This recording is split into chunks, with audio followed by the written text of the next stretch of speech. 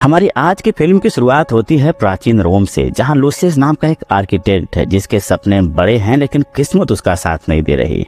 उसकी नई नई खोजें ग्राहकों द्वारा पसंद नहीं की जाती हैं। वे कहते हैं ये सब पुराना है, काम का नहीं है। कर्ज और असफलता ने उसकी जिंदगी को एक बोझ बना दिया है। एक दोपहर उसका दोस्त उसे तनाव दूर करने के लिए सार्वजनिक स्नानागार ले जाता है, पर लूसियस को यह जगह बेहद अजीब लगती है। चारों ओर नंगे लोगों की भीड़, शोरगुल और असहज माहौल होता है। यह सब देखकर वह पानी में डुबकी लगाता है और पानी में ही कुछ देर ठहर जाता है। तभी उसकी नजर टब के कोने में बनते एक छोटे से भंवर पर पड़ती है। जिज्ञासा से वह उसके पास जाता है, लेकिन इससे पहले कि वह कुछ समझ पाए, तेज धारा उसे भीतर खींच लेती है। कुछ ही सेकेंड में लूसियस खुद को एक पानी की सुरंग जैसी जगह में पाता है। वो बेतहासा सांस लेने की कोशिश करता है और बड़ी मुश्किल से ऊपर निकलता है, लेकिन जब उसकी आंखें खुलती है तो नजारा देखकर उसका दिल दहल जाता है। वह अब रोम में नहीं है, बल्कि खड़ा है एक आधुनिक जापानी स्नानागार में। आसपास बुजुर्ग लोग हैं जो उसे अचानक देखकर सन्न रह गए हैं। लूसियस को समझ नहीं आता कि यह सब कैसे हुआ। उसने कभी मंगोलियाई लोगों को कभी नहीं देखा था, इसलिए वह सोचता है ये तो किसी चिपटी चेहरे वाली अजीब जनजाति के लोग हैं। धीरे धीरे उसका ध्यान वहीं की आधुनिक चीजों पर जाता है। लकड़ी की टोकरी, चमकते हुए नल और मसाज करने वाले उपकरण, यह सब देखकर वह दंग रह जाता है। उसके मन में पछतावा उठता है, काश यह सब विचार मेरे दिमाग में आते। पर किस्मत यही नहीं रुकती। गलती से वह महिलाओं के चेंजिंग रूम में पहुंच जाता है। वहां की एक बुजुर्ग महिला उसे देखकर चीखती है और जोर से मारती है। लूसियस वहीं बेहोश हो जाता है। इसी बीच हमें मिलवाया जाता है मामी से, जो कि एक संघर्षरत मंगा आर्टिस्ट है। जब वह लूसियस को देखती है तो उसके दिमाग में तुरंत एक नए किरदार का ख्याल आता है। वह उसकी शक्ल कागज पर उतारने लगती है। कुछ देर बाद लूसियस होश में आता है। उसे एक बोतल दी जाती है जो मीठे और ठंडे दूध की होती है। पहला घूंट लेते ही उसका स्वाद उसके इंद्रियों को झकझोर देता है। इतनी मिठास और ठंडक का अनुभव उसने पहले कभी नहीं किया। यह एहसास इतना तीव्र होता है कि वह दूसरी बार बेहोश हो जाता है, और जब उसे फिर से होश आता है तो वह वापस रोम में होता है। आसपास के लोग उसे बताते हैं, तुम तब में डूब गए थे और हम तुम्हें अभी अभी बचा कर लाए हैं। पहले तो लूसियस सोचता है कि चपटे चेहरे वाली जनजाति का अनुभव बस एक सपना था या कहीं कि एक भ्रम था, लेकिन तभी उसकी नजर अपने पास रखी खाली दूध की बोतल पर जाती है और वह समझ जाता है कि यह सपना नहीं बल्कि एक रहस्यमय हकीकत थी। अब इसके बाद 2 महीने बीत चुके हैं। लूसियस ने अपने नए नवेले विचार बाथ हाउस के मालिक को सुझाए और जगह को पहले से कहीं अधिक आधुनिक बना दिया। अब वह टोकरी, मसाज बूथ और स्नान के बाद परोसा जाने वाला मीठा दूध भी शामिल हो जाता है। लोग उसकी रचनात्मकता की जमकर तारीफ करते हैं और लूसियस अपने इन विचारों के बल पर दौलत कमाने लगता है। इसी बीच स्नान करते हुए एक बूढ़ा आदमी इच्छा जताता है, काश मेरे घर पर भी एक बाथ हाउस होता।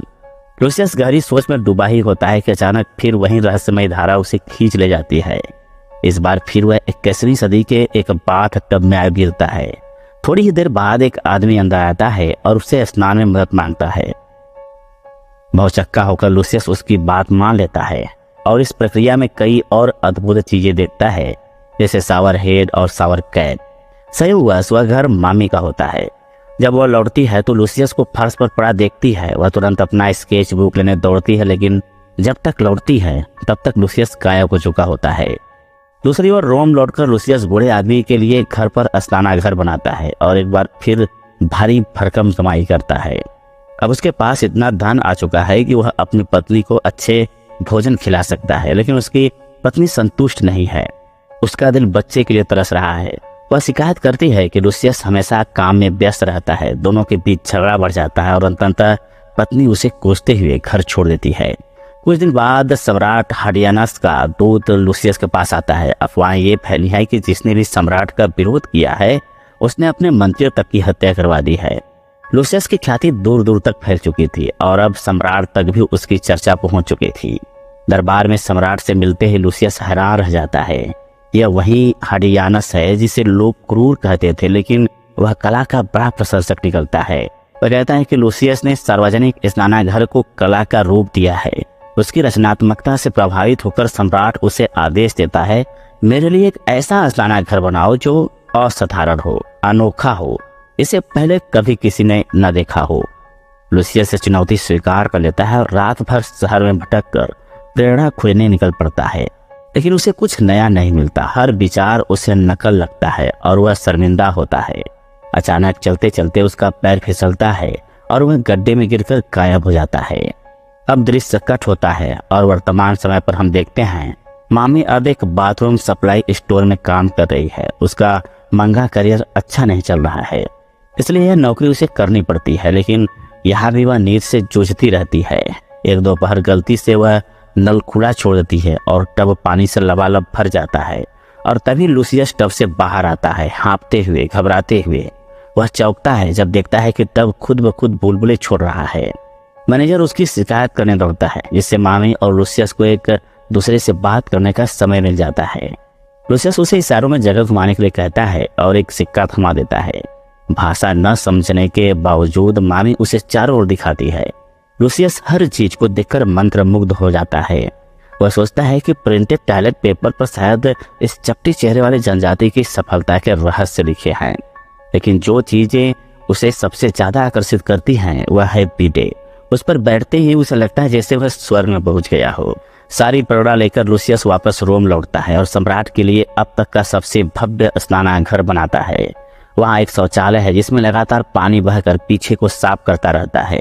एक टब है जिसमें बुलबुले गुलाम फूंक कर बनाते हैं। एक विशाल चमचमाता एक्वेरियम और सुगंधित मोमबत्तियां हैं।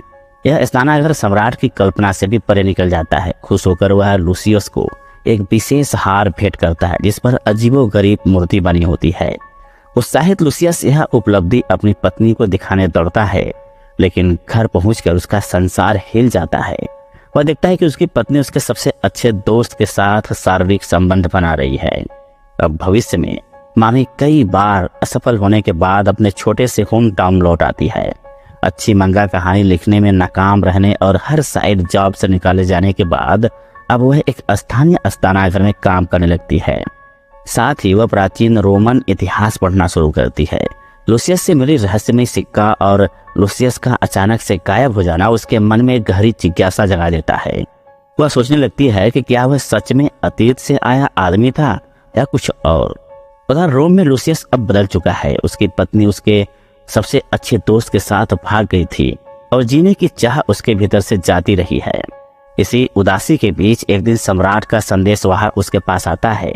चिंता के साथ वो बताता है कि सम्राट ने हाल ही में अपने बेटे को खो दिया है और अब यह मान बैठा है कि मगरमच्छ उसके बेटे का पुनर्जन्म है। सम्राट आदेश देता है कि लूसियस एक ऐसी जगह बनाए जहां वह मगरमच्छ रखा जा सके और उसकी हर जरूरत पूरी हो सके। यह कार्य अत्यंत जोखिम भरा है क्योंकि अगर मगरमच्छ की मृत्यु हो गई तो पूरा दोष लूसियस पर आएगा और उसे राष्ट्रीय अपराधी घोषित कर दिया जाएगा। इसके बाद लूसियस सम्राट के स्नानागार में पानी के बहाव को जांचने जाता है, लेकिन जैसे ही वह टब में उतरता है वही रहस्यमय धारा फिर उसे खींच ले जाती है। यह उसका तीसरा समय यात्रा का अनुभव है। इस बार वह खुद को भविष्य में पाता है, एक पिंजरे में जहाँ चारों ओर मगरमच्छ बंद हैं। दरअसल वह एक आधुनिक क्रोकोडाइल सेंचुरी में आ गिरा है। उसी समय मामी भी अपने नापसंद डेट के साथ सेंचुरी में मौजूद है। वह उससे छुटकारा पाने का बहाना ढूंढ रही होती है, तभी उसकी नजर पिंजरे में फंसे लूसियस पर पड़ती है। उसे देखकर उसका चेहरा खिल उठता है। वह जल्दी से जल्दी उसे बाहर निकालती है और सेंचुरी का दौरा कराती है। अपने डेट को वह पूरी तरह भूल जाती है।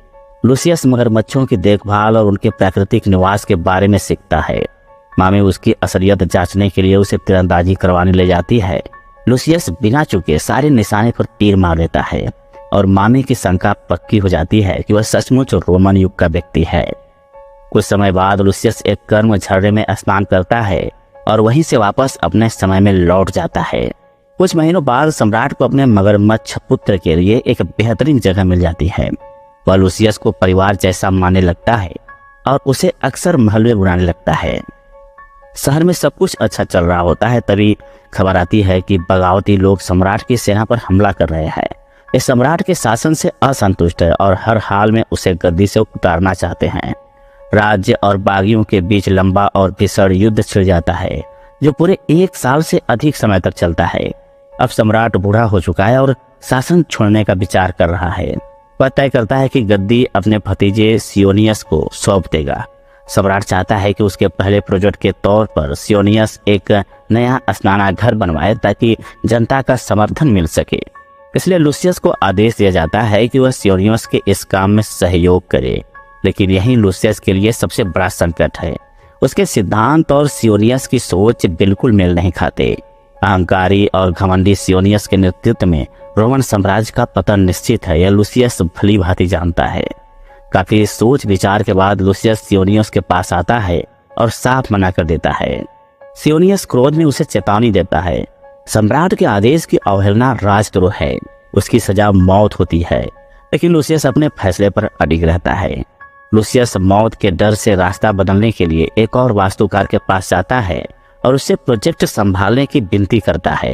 लेकिन वह आदमी गुस्से से फट पड़ता है क्योंकि उसकी बर्बादी की वजह लूसियस ही है। दोनों में झगड़ा होता है और लूसियस धक्का खाकर एक कुएं में गिर पड़ता है। अगले दृश्य में वह फिर से चिपटी चेहरे वालों के बीच होता है। बुरी तरह घायल लूसियस को वे अपना मानकर संभालते हैं और उसे एक गर्म झरने पर ले जाते हैं। कहा जाता है कि इस झरने का पानी चोटों को शीघ्र भर देता है। वे उसे फर्मेंटेड शराब भी पिलाते हैं जो उसके गले को जला देती है। यही उसकी मुलाकात मामी से होती है, जिसने अब थोड़ी बहुत लैटिन भाषा सीख ली है। वह उसका नाम पूछती है, लेकिन नशे में धूत लूसियस उसके ऊपर गिर पड़ता है और दोनों झील में डूब जाते हैं। होश में आने पर वे खुद को रोम में पाते हैं। मामी हैरान हो जाती है, लेकिन जल्द ही उसे पता चलता है कि सम्राट के आदेश को ठुकराने के कारण लूसियस को फांसी दी जाने वाली है। वह उसे मनाने की कोशिश करती है, मगर लूसियस अपने निर्णय पर अडिग रहता है और अपना सामान लेकर भाग निकलता है। इसी बीच जापान में मामी के बुजुर्ग उसकी तलाश करते हुए उसी झील तक पहुंचते हैं, लेकिन वे भी उसी भंवर में फंसकर अतीत में खिंच जाते हैं। लूसियस यात्रा के दौरान पहाड़ी पर स्थित एक प्राकृतिक गर्म झरना देखता है। वह चिपटी ट्राइब की देखभाल और चिकित्सा याद करता है और सोचता है कि यह स्थान सम्राट के घायल सैनिकों के लिए वरदान साबित हो सकता है। उत्साहित होकर वह मामी से अपना विचार साझा करता है और वह सहमत हो जाती है। फिर लूसियस सम्राट के पास जाकर अपना दृष्टिकोण बताता है। वह यह भी दावा करता है कि यह विचार उसे एंटोनियस ने दिया है, जो सियोनियस का प्रतिद्वंदी और गद्दी का कहीं बेहतर उत्तराधिकारी है। लूसियस चाहता है कि सम्राट की नज़र में एंटोनियस की छवि मजबूत हो और सियोनियस की स्थिति कमजोर हो। सम्राट इस विचार को स्वीकार कर लेता है। इसके बाद लूसियस, मामी और फ्लैटफेस्ट ट्राइब मिलकर काम शुरू करते हैं।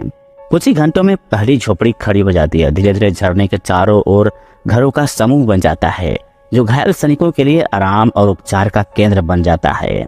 जनजाति अपने आधुनिक ज्ञान का उपयोग करके घायलों का इलाज करती है। कुछ महीनों में ही युद्ध का रुख बदल जाता है। सम्राट की सेना विद्रोहियों पर विजय पा लेती है। पूरा शहर नाच गाने और मदिरा पान के साथ जीत का जश्न मनाता है। इस उत्सव से दूर लूसियस और मामी एकांत में बैठकर देर रात तक बातें करते हैं। धीरे धीरे दोनों के बीच रिश्ता गहरा पनप चुका होता है। लूसियस पहली बार अपने जीवन में इतनी सुखी महसूस करता है, लेकिन तभी त्रासदी घटती है। फ्लैटफेस्ट ट्राइब अचानक हवा में गायब होने लगती है।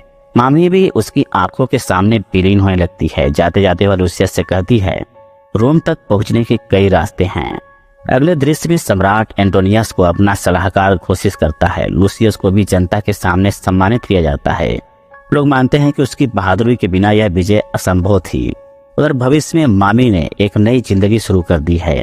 एक दिन शहर की सड़कों पर चलते हुए अचानक उसकी नजर एक तालाब पर पड़ती है, जहां से लूसियस बाहर आता है और फिल्म यही खत्म होती है, दोनों की आंखों में आंखें मिलने की खुशी और अनकही भावनाओं के साथ। इस तरह के और वीडियोस देखने के लिए हमें सब्सक्राइब करें, ऑल नोटिफिकेशन ऑन करें और चैनल को सपोर्ट करने के लिए एक लाइक जरूर कर दें। मिलते हैं अगली और मजेदार कहानी के साथ। तब तक आप अपना और अपने परिवार का ख्याल रखें।